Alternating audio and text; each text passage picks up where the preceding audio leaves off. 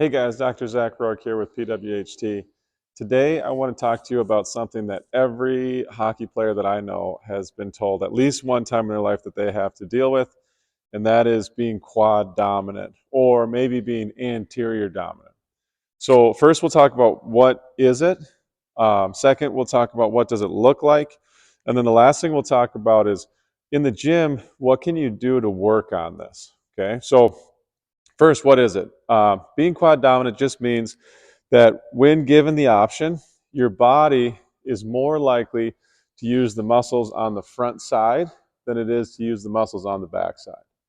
Okay, so, and we say quad dominant because the largest muscle group on the front side is going to be your quads, but it's not just your quads. So usually what we mean is it's the muscles of your quads, including your rec fem, which comes all the way up to your hip. It's the muscles of your hip flexors.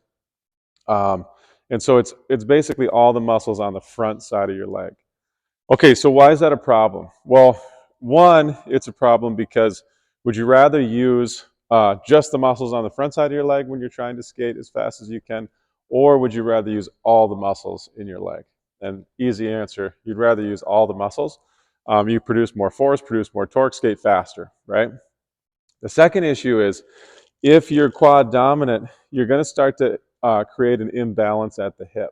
And when you create that imbalance at the hip, you can actually shift the way that your femoral head, so if this is the top of your femur here, you can shift the way the femoral head sits inside of the socket, which can lead to labral issues, which can lead to increased risk of injury and reduced power output. And then the last piece is if you're really anterior dominant, you miss out on your glute max and your glute med and your deep lateral rotators.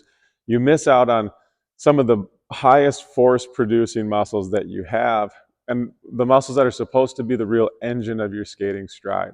Okay, so that's kind of what it means to be anterior dominant or quad dominant.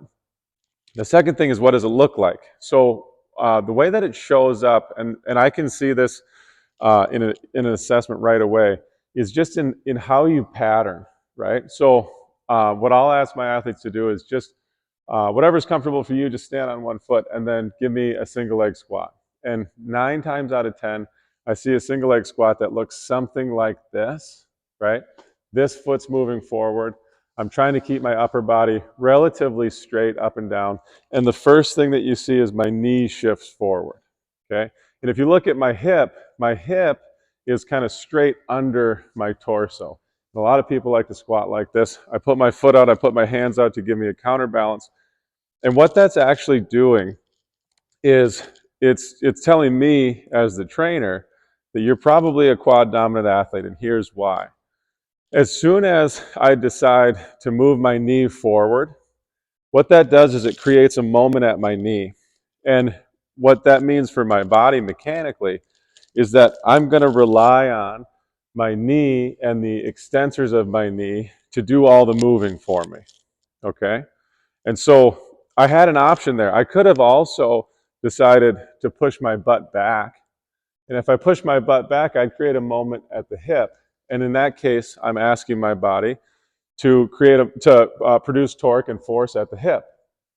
And so the way that I think about movement is anytime you move, you had a choice. You had a choice of how to move. And it's subconscious. It's not something that most people think about. And so when I put you into a single leg squat position, I can see sort of subconsciously what does your body like to do. And most hockey players are quad dominant, and so they like to use their knee instead of using their hip. So this is just what it looks like. And it could be you like to squat like this. It could be that when you get ready to do like a Pallof press step out, you like to set up like this, do your step out here. And what that tells me, again, as a trainer, is that you're going to rely on your knees and the muscles on the front side of your body way more than you're going to rely on your hips and the muscles on the back side of your body. This is a huge problem for all the reasons that I listed before. We want to increase performance by using more muscle mass, and we want to reduce injury risk by making sure we stay balanced front to back. Okay, so that's what it looks like So what can you do in the gym? And the absolute key in the gym is that we want to balance this pattern. We want to make sure that instead of reinforcing a quad dominant pattern, we balance it out by using proper mechanics. So here's a good example. If you're just doing a lunge, a lot of people, when they lunge, will lunge in this position. This is a 90-90 lunge. And a lot of people think this is good technique. Problem with this technique is that it actually reinforces a quad dominant pattern. And the way that it does that is it eliminates the moment at the hip. So if my center of mass is directly over my hip, then the moment at my hip is 0. And my hip actually can't do any work. And in this position, and you can try this at home, just hold this position, and you'll feel it on the quad on the front leg, and you'll feel it on the quad on the back leg, and you'll feel almost nothing in the butt, okay?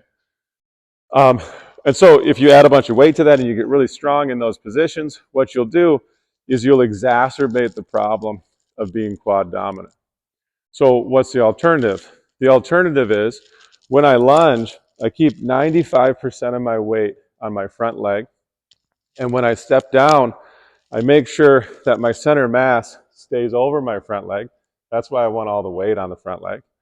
And then I make sure that the pressure is absolutely even on my foot. So what you'll see in most hockey players is they'll get really heavy on the ball of their foot.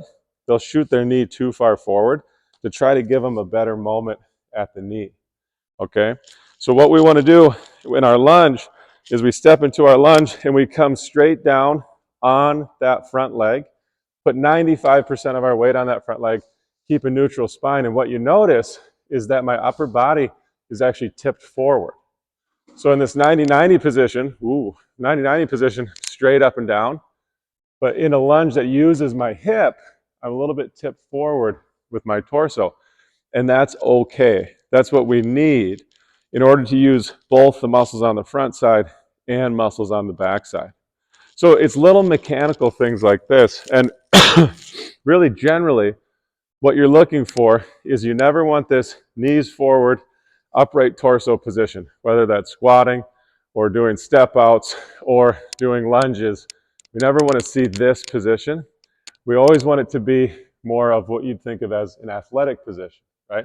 So if I squat, I'm going to hinge at the hip and I'm going to use my knees, right? If I get into a step out position, I'm going to sit into my hips so I can do my step out. If I get into my lunge position, I'm going to lunge where I'm tipped over into my hips, using my hip and my knee.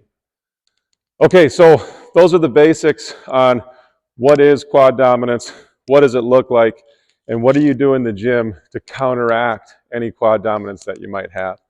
Almost every hockey player I've ever met is quad dominant.